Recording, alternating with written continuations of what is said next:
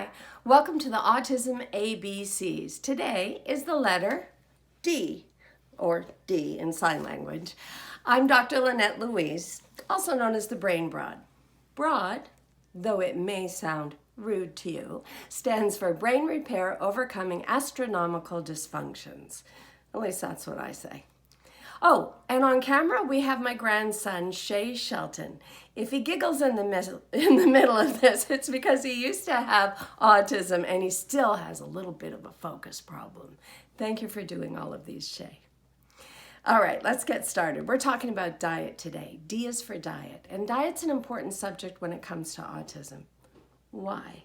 My grandson, by the way, is giving me the funniest look because he's a really big guy, but we're going to ignore that, okay? All right, so diet and autism are an issue worldwide. Everybody talks about gluten-free, casein-free, the GAPS diet, the ketogenic diet. In fact, diet is an issue worldwide, regardless of autism.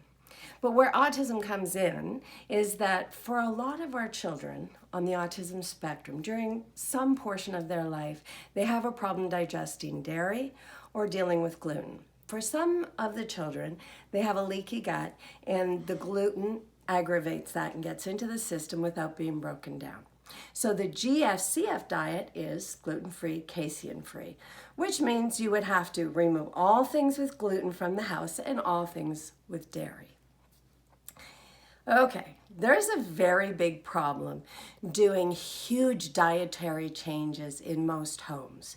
And that's that, generally speaking, nobody else in the house does it. Now, if everyone in the house changes to the diet, it becomes simple. But when only the special needs child has to eat in this unusual way, it reinforces meal upon meal upon meal that they are the sick one. They are the different one. They are the one that has to be catered to. I'm going to return to that in a minute. But let's just list a couple of things. There's the GFCF diet. There's the GAPS diet, which is an elimination diet, similar to GFCF in that you're getting rid of the things that are a problem for the child. There's a huge list, by the way, and I'm not going to mention them all. I mentioned the ketogenic because it's difficult to do, just like the GAPS is difficult to do. Now, ketogenic diet is a high protein diet, but it's very, very, very specific to exactly what you're going to give, when, and how. And it's got a lot of protein, high fat, low carb. So again, you can just go high fat, low carb, high protein, low carb, high carb, low protein. It gets all very confusing. And when you look it up, there's so many choices.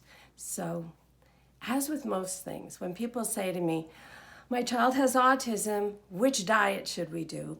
We have to look at a couple things. Number one, diet may help a lot, but don't expect it to help in the way that medicine helps. It takes time.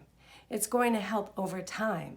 It's not going to help in 20 minutes once the medicine digests like, say, a stimulant might. However, diet does help.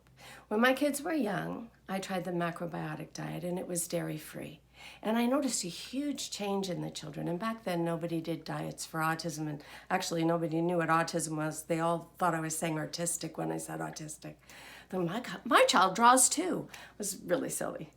But now there's so much of it. Everyone knows what autism means. What they don't know is what to do about it.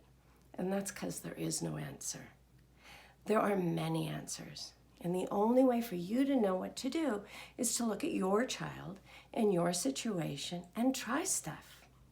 And try the things that won't ostracize your child.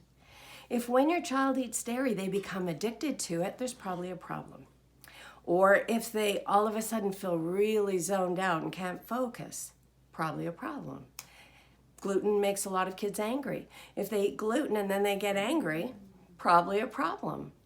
It's pretty simple if you just relax. Don't try to do the perfect diet because there isn't one. Ask yourself, what will my family be willing to do? And then do that. Because at the end of the day, if your whole family's not doing it, you're going to really offend the child. Now, my grandson's giving me the wrap it up thing, but I want to tell you a quick story because it'll help you understand what I talked about in the past on B for behavior. And we're going to apply it to diet. So I think it's worth the extra minute. Hang in there with me. So, how do you shape behavior? I have a son. He has autism, Tourette's, fetal alcohol syndrome. Now he's only got the fetal alcohol syndrome. He's doing really well. But there was a point where he was getting angry and having huge temper tantrums. And so I told him, I said, it's probably the gluten. Now, it probably did contribute because he had a lot of gas, and that's one of the ways that you can tell someone's having a problem, digesting either gluten or dairy. So he had a lot of gas, and it matched what I was saying to him, but it was also psychologically good for him.